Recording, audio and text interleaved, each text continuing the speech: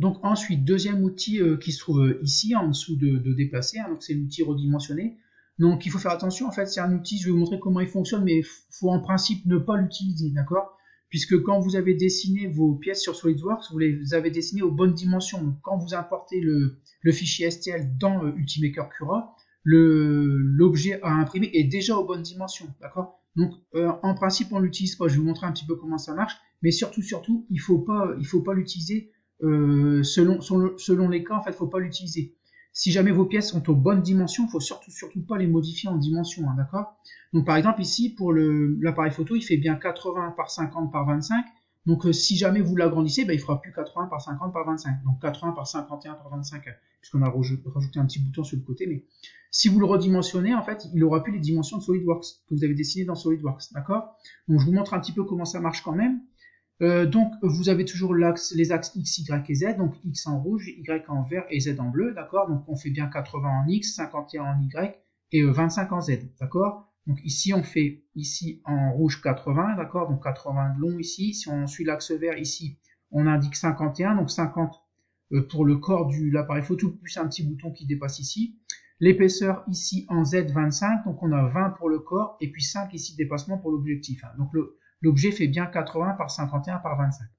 Alors vous pouvez l'agrandir directement en modifiant les chiffres là. Donc si on à la place de 80 on met 100, voilà 100, 100 et on fait entrer. L'objet va automatiquement se redimensionner selon les axes Y et Z, d'accord? Donc moi vous avez vu j'ai mis 100 à la place de 80 et automatiquement Y et Z vont se modifier pour garder les proportions en fait, pour garder l'échelle, d'accord? Donc si vous modifiez un chiffre X, Y ou Z, le logiciel va automatiquement redimensionner les deux autres, d'accord? Donc là, ça veut dire qu'on est passé de 80 à 20, on est passé à 125%, d'accord? Donc on a augmenté la taille de l'objet. Donc par exemple, si on veut le diminuer, donc on met 50%, entrée, voilà, et automatiquement l'objet ici a rétréci, d'accord? Mais par contre, on n'a plus 80 par 51 par 25, il me semble, on est passé de 80 à 50, donc on a divisé par 2, à 50%, d'accord? Donc là, vous voyez bien que en fait, l'objet diminue ou augmente. Donc forcément, si vous l'avez dessiné aux bonnes dimensions sous SolidWorks, en fait, il n'est plus aux bonnes dimensions. D'accord? Donc par contre, c'est pas grave parce que vous pouvez revenir à 100%. D'accord? Donc 100% ici, vous revenez aux bonnes dimensions, hein. Donc là, je suis sorti de l'outil, pardon. Donc là, il faut bien cliquer sur l'objet et revenir ici. Donc même chose que pour déplacer, vous avez également en fait ici, vous pouvez cliquer glisser ici sur les axes. D'accord? Donc là, regardez, je clique et je glisse sur l'axe rouge. Donc je redimensionne l'objet ici. Donc là, je vais l'agrandir. Je vais faire trop grand. Donc là, forcément, on est en dehors de la zone d'impression. Donc, vous pouvez cliquer glisser ici. D'accord? Alors, si vous ne savez plus, en fait, tout simplement, vous avez fait trop grand ou trop petit, ou vous ne savez plus, vous mettez 100%, entrée.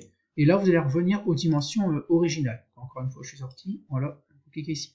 Donc, cet objet-là, je vous le montre, mais il faut faire attention, hein. Donc là, je pense aux pièces qui ont été dessinées dans SolidWorks aux bonnes dimensions. Il faut surtout pas l'utiliser, hein. Donc, on laisse ici à 100%. Hein, d'accord? Et on laisse bien ici cocher échelle uniforme. C'est ça qui permet de modifier les axes Y et Z quand on modifie un chiffre en X, hein. Ou vous pouvez modifier, alors je vais vous montrer, on va passer à 50 mm en Z, entrée, et automatiquement X et Y se remodifient. D'accord? Donc là, on garde les proportions de l'objet. D'accord? Sinon, on le déformerait. D'accord? Donc là, moi, je vais rester à 100%. Ok, alors vous allez voir, je vais faire 100% en Y. Et automatiquement, les autres dimensions vont revenir à 100%. Donc voilà pour l'outil redimensionné à utiliser avec parcimonie.